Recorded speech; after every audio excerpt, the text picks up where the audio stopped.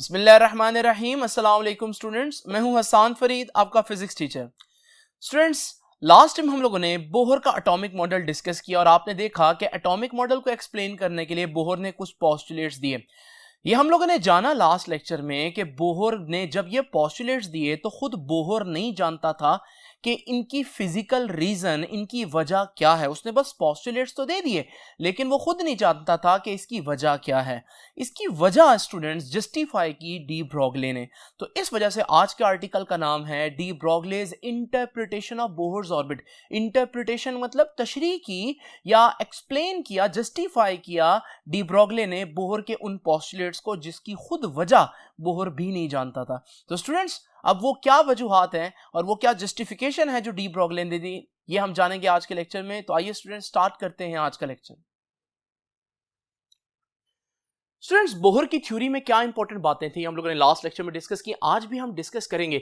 ये जो मैंने आप लोगों के सामने लिखा है, ये आप लोगों ने आर्टिकल इस तरह से नहीं लिखना, ये सिर्फ आपकी कॉन्सेप्चुअल लर्निंग के लिए है। इस आर्टिकल में क्या डेरिवेशन है वो हम नेक्स्ट बोर्ड में करेंगे, लेकिन आइए पहले समझते हैं कि डी ब्रोगले ने क्या बातें कही और क्यों कही। स्टूडेंट्स, हम लोगों ने बोहर की थ्योरी में हमेशा से इलेक्ट्रॉन को क्या इमेजिन किया, एक पार्टिकल इमेजिन किया। तो आप लोगों ने देखा कि मैंने हमेशा आपके सामने जब भी इलेक्ट्रॉन को बनाया तो एक पार्टिकल बनाया जो कि न्यूक्लियस के गिर्द रिवॉल्व कर रहा है। लेकिन स्टूडेंट्स, उस वक्त एक थ्योरी थी और वो थ्योरी ये कहती थी कि जब एक चार्ज पार्टिकल सर्कल में मूव करता है तो क्योंकि वो एक्सेलरेट कर रहा है तो वो आहिस्ता आहिस्ता अपनी एनर्जी जो है वो लूज करेगा और करते करते वो एक वक्त आएगा क्योंकि न्यूक्लियस में गिर जाएगा। लेकिन स्टूडेंट, इस तरह से मॉडल जो है ये तो कोलैप्स हो जाएगा, एटम तो सस्टेन नहीं कर सकता। तो बोहर ने क्या कहा, बोहर ने कहा हकीकत में तो एटम सस्टेन कर रहा है ना, तो फिर आप एक काम करें, आप थोड़ी देर के लिए सपोज कर लें कि इलेक्ट्रॉन जो है जब वो न्यूक्लियस के गिर्द रिवॉल्व करता है तो वो रेडिएट नहीं करता, विदाउट रेडिएटिंग एनर्जी वो रिवॉल्व करता है। उससे पूछा गया भाई ऐसा क्यों है, उसने कहा ये मुझे नहीं मालूम, बस मुझे ये मालूम है हकीकत में होता ऐसे है। तो इसका मतलब ये जो पोस्टुलेट था बोहर का, बोहर को खुद नहीं पता था इसकी वजह क्या है। तो वो बात मैंने लिखी है कि electron do not radiate energy while orbiting, orbit करते हुए इलेक्ट्रॉन एनर्जी रिलीज नहीं करते, जो कि पहले समझा जाता था।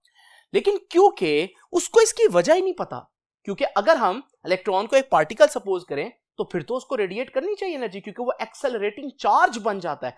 तो फिर वो क्यों नहीं कर रहा रेडिएट एनर्जी? अब हम इसको कैसे एक्सप्लेन करें? तो डी ब्रोगले ने बोला कि आपको थोड़ी देर के लिए समझना पड़ेगा कि इलेक्ट्रॉन पार्टिकल नहीं है, क्योंकि अगर पार्टिकल समझे तो फिर तो वही बात है कि उसको आहिस्ता आहिस्ता एनर्जी रिलीज करनी चाहिए।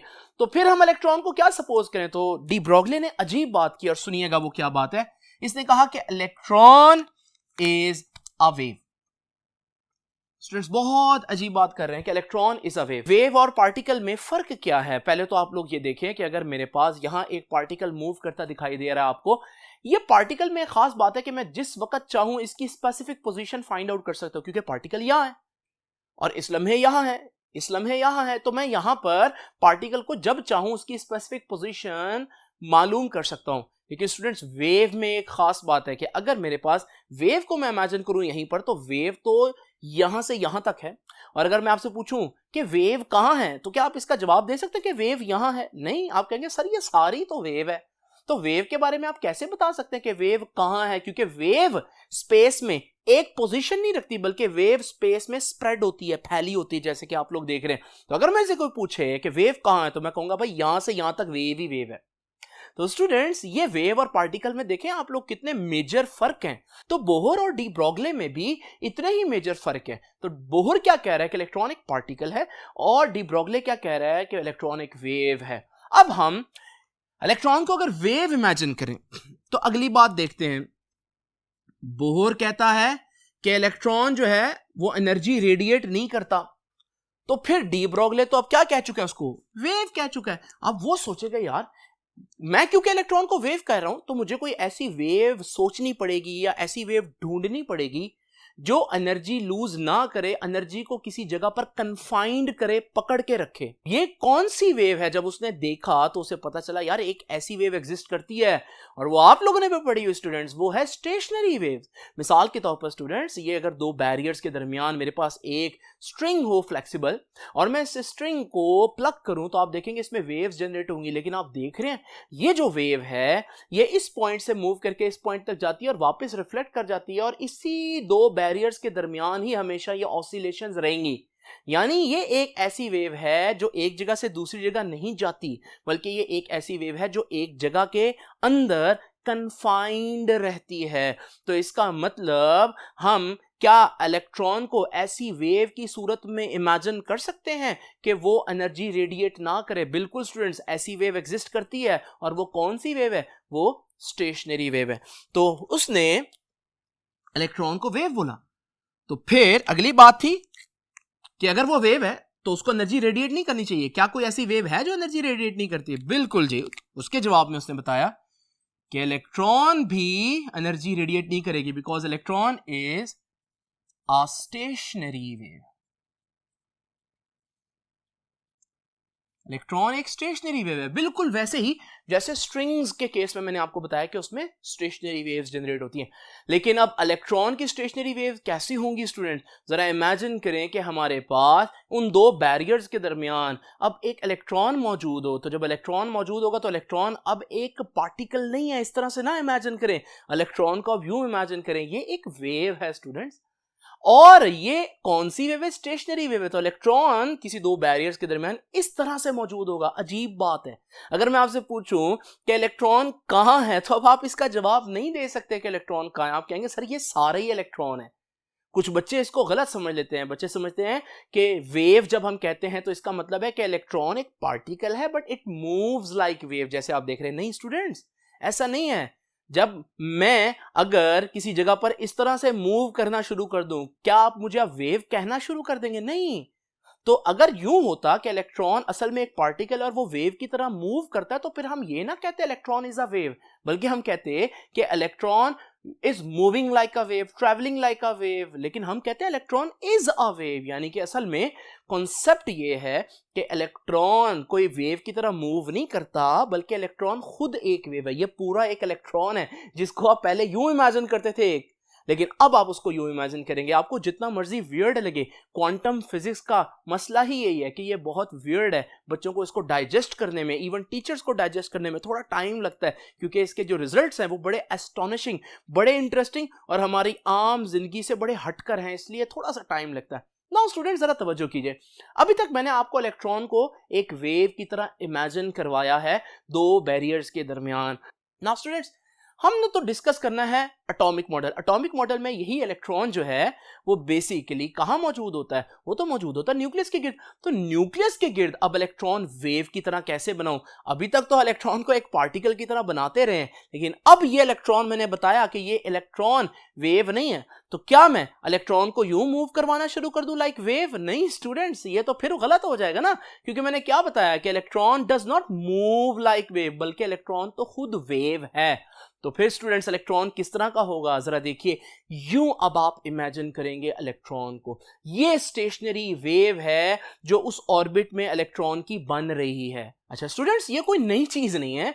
अगर आप इलेक्ट्रॉन को उस बैरियर में एक लीनियर वेव की तरह इमेजिन करें और उसी लीनियर वेव को आप उठाकर यहां पर गोल दायरे में यानी कि सर्कल में बना दें, तो अब आपकी यही स्टेशनरी वेव बन गई। बहरहाल इलेक्ट्रॉन को अब आपने इमेजिन करना है कि इलेक्ट्रॉन न्यूक्लियस के गिर्द एक स्टेशनरी वेव है। और स्टूडेंट्स, अब मैं फिर आपसे पूछने लगा हूं इलेक्ट्रॉन कहां है, तो आप कहेंगे सर ये सारा ही इलेक्ट्रॉन है। बेसिकली आपने पहले इससे इमेजिन नहीं किया हुआ, लेकिन अब आपने इलेक्ट्रॉन को इमेजिन करना है कि लाइक ये एक पूरा इलेक्ट्रॉन है। और आपने हैरान नहीं होना, जब आपने इलेक्ट्रॉन को वेव कह दिया है तो फिर वेव की कैरेक्टरिस्टिक्स उस पर अप्लाई होंगी। और वेव की एक कैरेक्टरिस्टिक ये होती है कि उसकी स्पेसिफिक पोजीशन नहीं होती, वो किसी एक पॉइंट पर एग्जिस्ट नहीं करती, बल्कि जो वेव है वो पूरी एक जगह घेरती है, जैसे कि आप लोगों के सामने इलेक्ट्रॉन जो इस वक्त मूव कर रहा है। तो स्टूडेंट्स, बोहर ने कहा था कि इलेक्ट्रॉन एनर्जी रेडिएट नहीं करेगा, और हमने बोला इलेक्ट्रॉन वेव है, डी ब्रोगली ने बोला। और उसके बाद उसने जस्टिफाई किया, उसने कहा भाई मैं आपकी तरह ऐसे बात नहीं करूंगा कि भाई मुझे इसकी वजह नहीं पता बस मान लो। नहीं नहीं, उसने कहा मैं अगर कहूंगा कोई बात तो मैं उसको जस्टिफाई भी करूंगा। तो उसने जस्टिफाई किया, उसने कहा इलेक्ट्रॉन भला क्यों नहीं रेडिएट एनर्जी करता? क्योंकि ना सिर्फ वो वेव है बल्कि वो बड़ी स्पेशल वेव। और कौन सी वेव है? स्टेशनरी वेव है। नाउ स्टूडेंट्स, तीसरी बात देखते हैं। इलेक्ट्रॉन में हमने बोहर के ऑर्बिट में हमने ये भी पढ़ा कि हायर ऑर्बिट पर इलेक्ट्रॉन की एनर्जी ज्यादा होती है। तो इलेक्ट्रॉन की एनर्जी ज्यादा भी हो सकती है, इलेक्ट्रॉन की एनर्जी कम भी हो सकती है, ये हम लोगों ने पढ़ा। अगर मेरे पास दो बैरियर्स के दरमियान एक इलेक्ट्रॉन मौजूद है, आप लोग देख रहे हैं इसके पास अभी एनर्जी कम है, अगर मैं इसकी एनर्जी ज्यादा करना चाहूं तो क्या करूंगा? अब इसकी स्पीड बता रही है कि इसकी एनर्जी ज्यादा होगी, यानी कि पार्टिकल की एनर्जी को डिस्कस करना आसान है, लेकिन अब हमारे लिए इलेक्ट्रॉन जो है वो ये तो है नहीं, बल्कि इलेक्ट्रॉन तो हमारे पास कुछ इस तरह से है दो बैरियर्स के दरमियान। तो इसका मतलब ये हुआ कि अब हमने इस इलेक्ट्रॉन की एनर्जी अगर ज्यादा दिखानी हो तो कैसे दिखाएंगे भाई? क्योंकि इसमें स्पीड तो नहीं आएगी, ये पार्टिकल तो नहीं है, तो फिर हम कैसे दिखाएंगे स्टूडेंट्स? इसका तरीकाकार भी हमारे पास मौजूद है। वो स्टेशनरी स्ट्रिंग याद करें जरा, जब हम स्टेशनरी स्ट्रिंग को प्लग करते हैं तो हमारे पास ये लूप्स बनते हैं, लेकिन स्टूडेंट्स अगर हम इसमें ज्यादा एनर्जी दे दें तो हम देखते हैं ये ज्यादा लूप्स बनते हैं, यानी कि अब वो वेव ज्यादा फ्रीक्वेंसी पर वाइब्रेट करके बताती है कि एनर्जी ज्यादा होगी है। यानी कि इलेक्ट्रॉन जब उन दो बैरियर्स के दरमियान होगा और मैं कहता हूं उनकी एनर्जी ज्यादा होगी इलेक्ट्रॉन की, तो क्या होगा? बस वो वही स्टेशनरी वेव रहेगी, लेकिन अब वो स्टेशनरी वेव ज्यादा फ्रीक्वेंसी से वाइब्रेट करना शुरू कर देगी, जिसका मतलब है कि ये इलेक्ट्रॉन अब ज्यादा एनर्जी का इलेक्ट्रॉन है या ज्यादा एनर्जी रखता है। तो ज्यादा एनर्जी आने पर भी वो एक वेव ही रहेगी, लेकिन क्या हो जाएगा? उस वेव की फ्रीक्वेंसी ज्यादा हो जाएगी। आइए इसको उसी तरह से हम अपने एटम में इमेजिन करते हैं। तो ये मेरे पास एक इलेक्ट्रॉन है लोअर ऑर्बिट में, आप देख रहे हैं इसके कुछ लूप्स बन रहे हैं, इसकी कुछ फ्रीक्वेंसी है, लेकिन जब ये हायर ऑर्बिट में जाएगा तो इसकी एनर्जी ज्यादा होनी है ना। अब हम कैसे दिखाएंगे? तो डी ब्रॉगली ने कहा कि जब ये हायर ऑर्बिट में जाएगा तब भी एक वेव बनेगा, लेकिन अब ये ज्यादा फ्रीक्वेंसी वाली वेव बनेगा, और इसकी फ्रीक्वेंसी ज्यादा होने का मतलब है यहां पर इसकी एनर्जी ज्यादा होगी है। तो स्टूडेंट्स आप लोगों ने देखा कि डी ब्रॉगले जो है वो खाली बातें नहीं कर रहा बोहर की तरह, बल्कि वो हर बात को जस्टिफाई भी कर रहा है। तो ये देखिए हमारे पास उसने बोला कि हायर ऑर्बिट में इलेक्ट्रॉन के पास हायर एनर्जी होती है, तो वो इसने बताया कि भाई हमारे मॉडल के अंदर हायर ऑर्बिट में हायर एनर्जी हम कैसे दिखाएंगे? अब वो इलेक्ट्रॉन है, वो वेव है, तो वो हाई फ्रीक्वेंसी से वाइब्रेट करेगा, रहेगा स्टेशनरी वेव। तो स्टूडेंट्स याद रखिएगा, high energy electron vibrates with high frequency. तो इलेक्ट्रॉन ज्यादा फ्रीक्वेंसी से वाइब्रेट करता दिखाई दे तो आप समझ जाइएगा कि इस इलेक्ट्रॉन की एनर्जी ज्यादा है। और अगर मैं इस ऑर्बिट से इसको और हाई ऑर्बिट पर ले जाऊं तो फिर आप देखेंगे कि इसकी एनर्जी तो और ज्यादा हो जाएगी। कैसे पता चला मुझे इसकी एनर्जी ज्यादा होगी? क्या इसने तेज घूमना शुरू कर दिया? नहीं स्टूडेंट, वो तो तब होता जब वो पार्टिकल होता, वो तो बोहर की थ्योरी के मुताबिक था। इसमें इसकी एनर्जी इस वजह से ज्यादा हो गई है क्योंकि अब ये ज्यादा फ्रीक्वेंसी से वाइब्रेट कर रहे हैं, ज्यादा लूप्स बन रहे हैं। नाउ स्टूडेंट्स एक और बात जो इंपॉर्टेंट की बोहर ने, वो क्या थी? बोहर ने कहा इलेक्ट्रॉन हर जगह नहीं रह सकता। इसका मतलब मैं समझाता हूं। स्टूडेंट्स आप लोग देखते हैं कि जमीन के गिर्द सैटेलाइट एक मौजूद है और वो ऑर्बिट कर रहा है। अब ये इस जगह पर ऑर्बिट कर रहा है, अगर इसकी एनर्जी थोड़ी सी कम हो तो ये यहां ऑर्बिट करना शुरू कर देगा, थोड़ी सी और कम कर दे तो यहां ऑर्बिट करना शुरू कर देगा। दूसरे अल्फाज में मैं क्या कहना चाहता हूं? मैं कहना चाहता हूं कि जमीन के गिर्द सैटेलाइट को ऑर्बिट करने के लिए कोई मुमानियत नहीं है, कहीं पर भी उसके लिए पाबंदी नहीं है कि यहां आपने रिवॉल्व नहीं करना। इसका मतलब आप उसको किसी भी ऑर्बिट में अगर रिवॉल्व करवाना चाहते हैं, आप उस ऑर्बिट की एनर्जी, उस ऑर्बिट की वेलोसिटी दे दें, वो उस ऑर्बिट में जो है वो रिवॉल्व करना शुरू कर देगा। इसका मतलब जमीन के गिर्द जो सैटेलाइट हैं वो कहीं पर भी ऑर्बिट बना सकते हैं। इलेक्ट्रॉन के केस में भी हम यही सोचते थे। तो जब हमने बोहर की थ्योरी में इलेक्ट्रॉन को एज ए पार्टिकल इमेजिन किया तो हमने देखा कि इलेक्ट्रॉन जो है वो हर जगह पर नहीं रह सकता। अजीब बात है, यानी कि इलेक्ट्रॉन अगर इस जगह पर ऑर्बिट कर रहा है तो हम सोचते थे कि वो यहां भी कर सकता है, यहां भी कर सकता है, यहां भी कर सकता है। नहीं स्टूडेंट्स, वो या यहां ऑर्बिट करेगा या फिर वो एनर्जी रिलीज करके यहां ऑर्बिट बनाएगा, वो दरमियान में ऑर्बिट नहीं बना सकता। इसका मतलब क्या वो हर जगह रह सकता है? नहीं, वो सिर्फ सर्टेन ऑर्बिट्स में ही रह सकता है जिनको हम यूं करके बनाते भी रहे। तो ये जो ऑर्बिट्स आप देख रहे हैं ये क्या है? ये वो पॉसिबल पोजीशंस हैं, लोकेशंस हैं जहां इलेक्ट्रॉन रिजाइड कर सकता है, एग्जिस्ट कर सकता है, रिवॉल्व कर सकता है, लेकिन इनके दरमियान की जो जगह है वहां इलेक्ट्रॉन नहीं रह सकता। और फिर जब बोहर से पूछा क्यों नहीं रह सकता तो उसने कहा मुझे नहीं मालूम, बस हमारे एक्सपेरिमेंटल रिजल्ट्स के मैच करने के लिए हमें यही कहना पड़ेगा। तो इसका मतलब बोहर के पास इस बात का भी आंसर नहीं था। बात ये सच्ची थी क्योंकि एक्सपेरिमेंट के रिजल्ट्स भी ऐसे ही आ रहे हैं, लेकिन वजह नहीं है हमारे पास कि ऐसा क्यों हो रहा है। तो electron can only reside in certain orbits. तो इलेक्ट्रॉन सिर्फ कहां रह सकता है? चंद ऑर्बिट्स में रह सकता है, सर्टेन ऑर्बिट्स, कुछ ऑर्बिट्स है, हर जगह नहीं रह सकता। जैसे सैटेलाइट रह सकता है जमीन के गिर्द। अब इसकी वजह भी किसने दी? इसकी वजह डी ब्रॉगले ने दी। आप स्टूडेंट्स इसकी क्या वजह दी, तो ये भी देख लीजिए स्टूडेंट्स। तो स्टूडेंट्स बोहर के अकॉर्डिंग ले लेते हैं। बोहर ने देखा अपने एक्सपेरिमेंट्स में कि न्यूक्लियस के गिर्द ये जो जगह है ना, यहां इलेक्ट्रॉन मिलता है, यानी कि यहां इलेक्ट्रॉन रिजाइड कर सकता है, एग्जिस्ट कर सकता है। उसको वजह नहीं पता थी। डी ब्रॉगले ने अब उसकी वजह बतानी है। डी ब्रॉगले ने इलेक्ट्रॉन को एज ए वेव इमेजिन किया। उसने जब इलेक्ट्रॉन को यहां पर अपनी थ्योरी के मुताबिक एक वेव इमेजिन किया तो उसने देखा ये वेव कुछ इस तरह से बनी। इस वेव में खास बात क्या है, अगर आप इस पॉइंट से वेव स्टार्ट करें, आप देख रहे हैं ये पॉइंट नोड है, तो जब ये वेव चलती जाएगी तो आप देखेंगे वापस उसी नोड पर दोबारा से नोड बन रहा है। इसका मतलब क्या हुआ स्टूडेंट्स कि यहां हमारी जो वेव है वो सरवाइव कर सकती है, कंप्लीट है। इसी तरह से अगर मैं एक हायर ऑर्बिट देखूं, यहां पर भी बोहर ने कहा कि इलेक्ट्रॉन रिजाइड कर सकता है और उसे वजह नहीं पता थी, तो डी ब्रॉगले ने बोला कि यहां भी क्यों रह सकता है, क्योंकि इलेक्ट्रॉन जब यहां पर वाइब्रेट करता है तो अगर एक जगह नोड हो तो उस जगह पर दोबारा आप मूव करके वापस पहुंचे तो वहां नोड ही बनता है। इस वजह से हमारे पास कंस्ट्रक्टिव इंटरफेरेंस होता है और इलेक्ट्रॉन रिजाइड कर सकता है। और बोहर ने देखा कि इनके दरमियान में इलेक्ट्रॉन नहीं रह सकता, और उसकी वजह से नहीं पता थी क्यों नहीं रह सकता भाई। अब यहां पर डी ब्रॉगले ने यह वजह भी हमें बताई। उसने कहा जरा इस जगह के दरमियान में, दोनों ऑर्बिट्स के दरमियान में, आइए इलेक्ट्रॉन की वेव को फिट करने की कोशिश करते हैं, बनाने की कोशिश करते हैं। अब होगा क्या, इलेक्ट्रॉन को अगर मैं यहां से स्टार्ट करूं, ये नोड है, तो आपको मालूम है मूव करते करते यहां पर वापस क्या बनना चाहिए, नोड बनना चाहिए। लेकिन आप देख रहे हैं ये तो एंटी नोड बन रहा है। अब स्टूडेंट्स अगर मैं वेव को थोड़ा सा और आगे बढ़ाऊं तो अब आप जरा देखें, ये तो हमारे पास क्रस्ट के ऊपर ट्रफना आना शुरू हो गया। और जब क्रस्ट के ऊपर ट्रफ आए, ये कंस्ट्रक्टिव इंटरफेरेंस होता है कि डिस्ट्रक्टिव इंटरफेरेंस होता है? ये तो डिस्ट्रक्टिव होता है।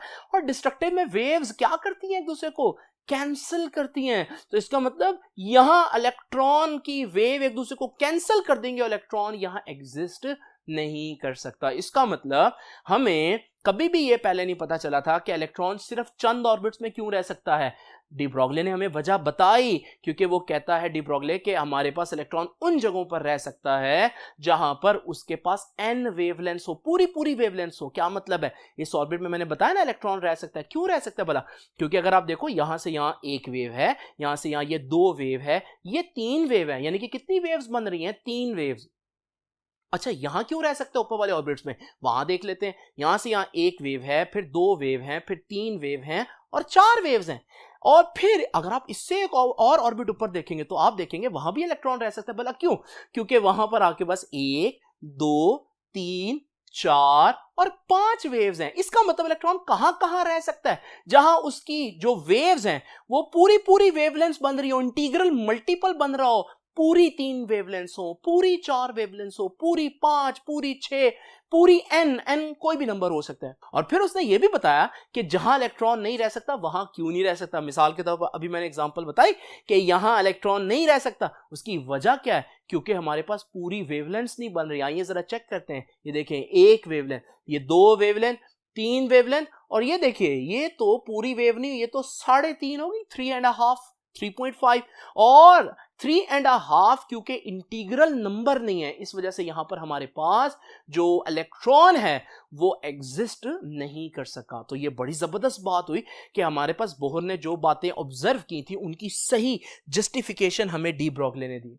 तो अब ये बात जरूर है कि बोहर की बातें गलत नहीं थी, बोहर के पास बातें बिल्कुल सही थी। सिर्फ फर्क यह है कि बोहर को उन बातों की रीजन नहीं पता थी, और वो रीजन हमें डी ब्रॉगले ने दी। कॉन्सेप्ट उसका थोड़ा अजीब लगा स्टार्ट में, लेकिन बोहर की सारी बातों की एक्सप्लेनेशन उसके कॉन्सेप्ट में मौजूद है। और जब कोई कॉन्सेप्ट सारी चीजों को, सारे एक्सपेरिमेंटल रिजल्ट्स को जस्टिफाई कर रहा हो, फिर वो जितना मर्जी वियर्ड हो, जितना मर्जी आपको अजीब लगे, वही सच है, वही हकीकत है, और आपने उसी को पढ़ना है। तो स्टूडेंट्स अब देखिए हमारे पास ऑर्बिट्स जो हैं कहां कहां बन सकते हैं। ये तो हमें पता चल गया कि ऑर्बिट जो हैं वो हमारे पास चंद जगहों पर बन सकते हैं। इलेक्ट्रॉन चंद जगहों पर रह सकता है, हर जगह पर नहीं रह सकता। कहां कहां रहेगा, उसके लिए बोहर ने हमें एक थ्योरी दी, और वो क्या थी? उसने कहा इलेक्ट्रॉन वहां रहेगा जहां उसका एंगुलर मोमेंटम, ये MVR एंगुलर मोमेंटम है, उसने बोला जहां उसका एंगुलर मोमेंटम कितना हो, NH/2π, यानी H/2π का इंटीग्रल मल्टीपल। इसका मतलब क्या है? पहले ऑर्बिट में इलेक्ट्रॉन क्यों रह सकता है? क्योंकि वहां उसका एंगुलर मोमेंटम H/2π है। दूसरे ऑर्बिट में क्यों रह सकता है? क्योंकि 2h/2 यानी h/2 का डबल है। फिर थर्ड ऑर्बिट में क्यों रह सकता है? क्योंकि वहां h/2 का 3 टाइम्स है। तो और किसी जगह क्यों नहीं रह सकता उनके दरमियान? क्योंकि वहां h/2 का इंटीग्रल मल्टीपल नहीं बनता। अब हम अगर डी ब्रोगली की थ्योरी को बिल्कुल सही साबित करना चाहते हैं, तो अगर हम डी ब्रोगली की थ्योरी से ये फार्मूला किसी तरह से प्रूव कर दें, तो फिर तो डी ब्रोगली की बात 100% सच साबित हो जाएगी। तो ये आपकी बुक ने किया हुआ है। इससे पिछली डिटेल इतनी ज्यादा एक्सप्लेन नहीं की, लेकिन अब ये बात आपकी बुक यहां पर डिस्कस करेगी, और ये बात जो है मैं अब आप लोगों के सामने डिराइव करूंगा। तो हम लोगों ने क्या डिराइव करना है, सुन लीजिए। बोहर का फार्मूला डिराइव करना है। हमने चेक करना है कि बोहर का फार्मूला क्या आ सकता है।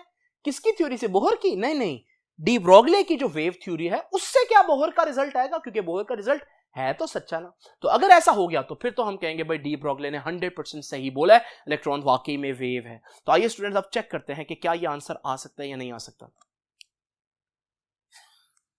स्टूडेंट्स अब ये प्रूफ हम देखेंगे। सबसे पहले आप लोगों को पता होना चाहिए कि इक्वेशन का जो आप लोग चैप्टर नंबर 19 में पढ़कर आए थे, वो डी ब्रोगली ने बोला था कि हर पार्टिकल एक वेव होता है। तो उसने उसके लिए एक इक्वेशन दी थी। अब उसको वहीं पर आप लोग देखिएगा, मैं वो इक्वेशन लिख देता हूं। वो इक्वेशन है कि lambda is equal to h/mv। mv क्या है? mv आप जानते हैं ना, मोमेंटम है। और मोमेंटम किसका होता है? पार्टिकल का। पार्टिकल्स का मोमेंटम होता है। और ये क्या है? लैम्डा है। वेवलेंथ है। वेवलेंथ किसकी होती है? वेव की। तो ये थ्योरी क्या एक्सप्लेन कर रही है? ये थ्योरी यही एक्सप्लेन कर रही है कि हर पार्टिकल क्या है? एक वेव है। तो फिर मैं क्यों नहीं वेव आपके सामने? लेकिन ये जानने के लिए आपको चैप्टर 19 का वो लेक्चर देखना पड़ेगा स्टूडेंट, जिसमें हम लोगों ने डिस्कस किया है डी ब्रोगली की ये थ्योरी को। नाउ स्टूडेंट जरा तवज्जो कीजिए, इसे मैं इक्वेशन नंबर 1 कह देता हूं। अब जरा तवज्जो से आप लोगों ने ये बात नोट करनी है। हम लोगों ने एक बात नोट की, और वो क्या थी? डी ब्रोगली ने हमें बताया कि किसी भी ऑर्बिट में इलेक्ट्रॉन कहां कहां रह सकता है। तो उसने बताया जहां जहां उसकी n वेवलेंथ बन रही हो, पूरी 3 वेवलेंथ, पूरी 4, पूरी 5 वेवलेंथ, जैसे मैंने अभी आप लोगों को बताया। नाउ स्टूडेंट्स हम यहां से कह सकते हैं कि मैं लिख देता हूं कि कितनी वेवलेंथ बननी चाहिए? n वेवलेंथ बननी चाहिए। जरा इमेजिन करें थर्ड ऑर्बिट। ये थर्ड ऑर्बिट है स्टूडेंट्स। इस थर्ड ऑर्बिट में जरा देखिए कितनी वेवलेंथ है? 1 2 3।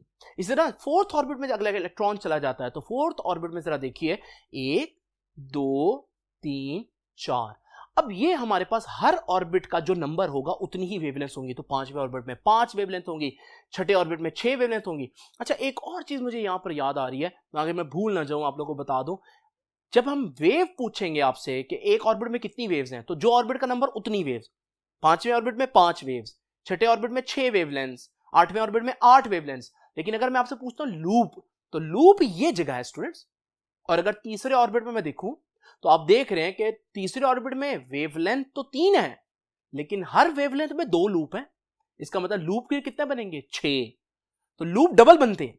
तो अगर मैं 5वें ऑर्बिट में पूछूं कितनी वेवलेंथ है, आप कहेंगे 5। और मैं पूछूं कितने लूप्स है, तो आप कहेंगे 10। छठे में कितनी वेवलेंथ आ रही है इलेक्ट्रॉन की? 6। और कितने लूप्स आएंगे? 12 लूप्स में वो वाइब्रेट करेगा। तो स्टूडेंट्स अब यहां पर मैं कह सकता हूं कि इस पॉइंट से लेकर इस पॉइंट तक 3 वेवलेंथ्स हैं। और ये जो सारा मैंने आपके सामने हाईलाइट किया है, ये तो इस ऑर्बिट का सरकमफेरेंस ना बन गया। यानी इस ऑर्बिट के सरकमफेरेंस के अंदर हम कह सकते हैं कि 3 वेवलेंथ्स हैं। इसी तरह ये चौथे ऑर्बिट में यहां से लेकर ये सारी 4 वेवलेंथ्स बनी। यानी कि मैं कह सकता हूं ये पूरा सरकमफेरेंस 4 वेवलेंथ्स है। फिर इस तरह पूरा सरकमफेरेंस 5 वेवलेंथ है। तो मैं कह सकता हूं किसी भी ऑर्बिट का जो सरकमफेरेंस होगा, सरकमफेरेंस किसी भी ऑर्बिट का n वेवलेंथ के बराबर होगा। लेकिन सरकमफेरेंस का फार्मूला हमारे पास है and that is 2 pi r। तो 2 पाई r किसके बराबर होगा स्टूडेंट्स? n लैम्डा के। तो लैम्डा किसके बराबर हुआ? 2 पाई r, और ये n उधर जाकर डिवाइड हो जाएगा। स्टूडेंट्स ये भी थ्योरी डी ब्रोगली की है, ये भी थ्योरी डी ब्रोगली की है। उसी के मुताबिक हमने इसको वेव इमेजिन किया। तो इसका लैम्डा फिर यही लैम्डा बराबर होगा। तो फिर मैं इसे इक्वेशन नंबर 2 कह देता हूं। बाय कंपेयरिंग 1 and 2, इक्वेशन 1 और इक्वेशन 2 को कंपेयर करने से ये h/mv है इसकी left hand side, right hand side, और इसकी राइट हैंड साइड क्या है? 2 पाई r/n।